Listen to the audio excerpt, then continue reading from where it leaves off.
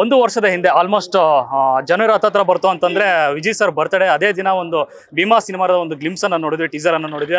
ಅಲ್ಲಿಂದ ಸ್ಟಾರ್ಟ್ ಆಗಿದ್ದು ಭೀಮಾ ಸಿನಿಮಾದ ಒಂದು ಗರ್ಜನೆ. ಸೊ ಇವತ್ತು ಒಂದು ವರ್ಷದ ಹತ್ತತ್ರ ಆಯ್ತು. ಇವತ್ತಿಗೆ ಕುಂಬಳಕಾಯಿ ಹೊಡಿತಾ ಇದ್ರೆ ಚಿತ್ರತಂಡ. ಸೊ ಬರೀ ಕುಂಬಳಕಾಯಿ ಹೊಡೆಯೋದಲ್ಲದೆ ಇಡೀ ಒಂದು ಮಾಧ್ಯಮವನ್ನು ಕರೆಸಿ ಈ ಒಂದು ಪ್ರದೇಶವನ್ನು ತೋರಿಸಿದ್ರೆ ಆಲ್ಮೋಸ್ಟ್ ಒಂದು ಅರ್ಧ ಕಿಲೋಮೀಟರ್ 1 ಕಿಲೋಮೀಟರ್ ಜರ್ನಿ ಮಾಡಿದ್ವಿ. ಆ ಜರ್ನಿನ ಅರ್ಥ ಮಾಡ್ಕೊಂಡ್ಬಿಟ್ರೆ ಸಾಕು ಭೀಮದ ತಿರುಳೇನು ಅಂತ. ಸರ್ ಆರಾಮ್ ಸರ್, ಸಾಮಾನ್ಯವಾಗಿ ಜಾಗವನ್ನ ಎಕ್ಸ್ಪ್ಲೋರ್ ಮಾಡಲ್ಲ, ಬಟ್ ಈ ಸಿನಿಮಾ ಈ ಜಾಗಕ್ಕೆ ನೀವು ಕರ್ಸ್ಕೊಂಡ್ ಬಂದು ಎಲ್ಲರೂ ಮೀಡಿಯಾ ಮುಂದೆ ತೋರಿಸ್ತಾ ಇದ್ರೆ ಅಂದ್ರೆ ವಿಷಯ ತುಂಬಾ ಗಂಭೀರವಾಗಿ ದೊಡ್ಡದಾಗೆ ಇರುತ್ತೆ. ಗಂಭೀರವಾಗಿದೆ, ತುಂಬಾ ಗಂಭೀರವಾಗಿದೆ.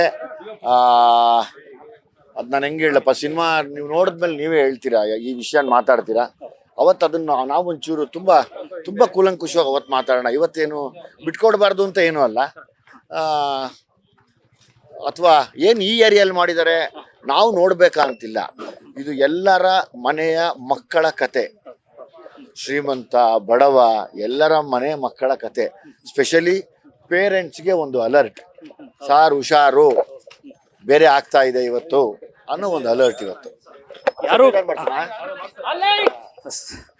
ಯಾರು ಕಾಣದ ವಿಷಯವನ್ನ, ಯಾರು ಟಚ್ ಮಾಡದ ವಿಷಯವನ್ನ ವಿಜಯ್ ಅವರು ಟಚ್ ಮಾಡ್ತಾ ಇರ್ತಾರೆ. ಅದೇ ನಿಮ್ಮ ಸ್ಪೆಷಾಲಿಟಿ.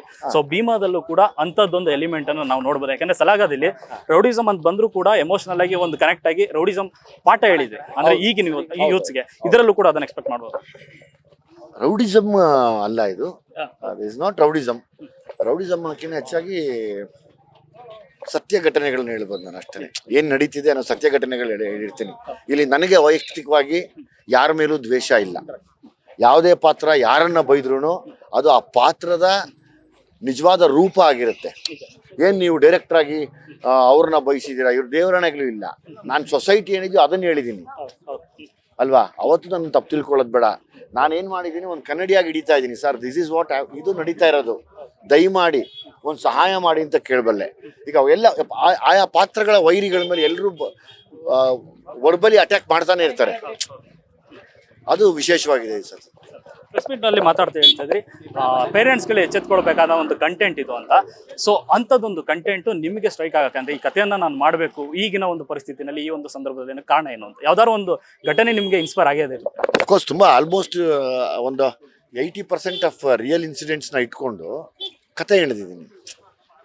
ಲೈವ್ ಆಗಿ ಎಲ್ಲರೂ ಅವ್ರನ್ನ ಇಂಟರ್ವ್ಯೂ ಮಾಡಿ, ಹೆಣ್ಮಕ್ಳನ್ನ ಇಂಟರ್ವ್ಯೂ ಮಾಡಿ, ಗಂಡು ಮಕ್ಕಳನ್ನ ಇಂಟರ್ವ್ಯೂ ಮಾಡಿ ಆ ಕತೆನ ಎಣೆದಿದ್ದೀನಿ.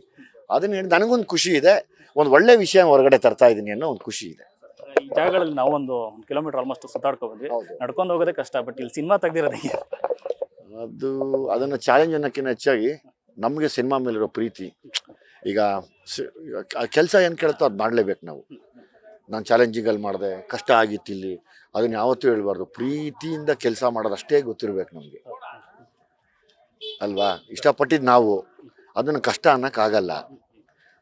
ಕೆಲಸ ಬೇಕು ಅಂದರೆ ಇಳಿಬೇಕು, ಮೋರಿಗೆ ಇಳಿಬೇಕಾದ್ರೆ ಮೋರಿಗೆ ಇಳಿಬೇಕು, ಸುಪ್ಪತ್ತಿಗೆ ಮೇಲೆ ಕೂರ್ಬೇಕಾದ್ರೆ ಅಲ್ಲೂ ಕೂರ್ಬೇಕಾಗತ್ತೆ.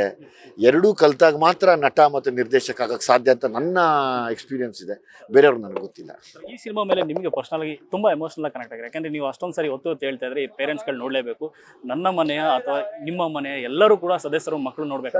ಬಹುಶಃ ತಮಗೆ ಗೊತ್ತಿದ್ರೆ ಸಲಗಾಲು ಇದೇ ಮಾತು ಹೇಳಿದ್ದೆ ನಾನು. ಮತ್ತೆ ಮತ್ತೆ ಅದನ್ನೇ ಯಾಕೆ ಹೇಳ್ತೀನಿ ಅಂದರೆ, ಇಲ್ಲಿ ಸ್ಪೆಷಲಿ ಯಾಕೆ ಹೇಳ್ತೀನಿ ಅಂದರೆ, ಅಫ್ಕೋರ್ಸ್ ಹೌದು, ನಿಮ್ಮ ಮನೆಯಲ್ಲಿ ಇವತ್ತು ಮನೆಯಲ್ಲಿ ಮಕ್ಕಳು ಯಾರ ಮಕ್ಕಳೇ ಆಗಲಿ ಆಲ್ಮೋಸ್ಟ್ 60% ಮಕ್ಕಳು ಕೆಟ್ಟೋಗಿದ್ದಾರೆ. ಒಪ್ಕೋತೀರಾ ನೀವು ಅಲ್ವಾ? ಅಪ್ಪ ಅಮ್ಮನ ಹತ್ರ ಒಂದು ಡ್ರಾಮಾ, ಹೊರಗಡೆ ಒಂದು ಡ್ರಾಮಾ, ಕರೆಕ್ಟಾ ಅಲ್ವಾ? ಸಿಕ್ಕಾಕೊಡ್ರೆ ಇನ್ನೊಂದು ಡ್ರಾಮಾ. ಅವ್ರು ಹೇಳೋ ಕತೆಗೆ 3 ಮುಖ ಇದೆ. ಒಬ್ಬ ಮಗ ಅಥವಾ ಒಬ್ಬ ಮಗಳು ತಂದೆ ತಾಯಿ ಹತ್ರ ಒಂದು ಕತೆ ಹೇಳಿದ್ರೆ ಅದಕ್ಕೆ 3-4 ಮುಖಗಳಿರುತ್ತೆ. ಯಾವುದು ಬೇಕೋ ಅದನ್ನು ಅಡ್ಜಸ್ಟ್ ಮಾಡಿ ಇಟ್ಟು ಅವ್ರು ಒಳ್ಳೆಯವ್ರು ಆಗ್ತಾವ್ರೆ. ಕರೆಕ್ಟ್ ಅಲ್ವಾ? ಅಷ್ಟು ಆ ಮಟ್ಟಕ್ಕೆ ಪೇರೆಂಟ್ಸ್ನ ಯಾಮಾರಿಸುವಂಥ ಒಂದು ಟೆಕ್ನಿಕ್ ಇವತ್ತು ಮಕ್ಕಳ ಹತ್ರ ಇದೆ.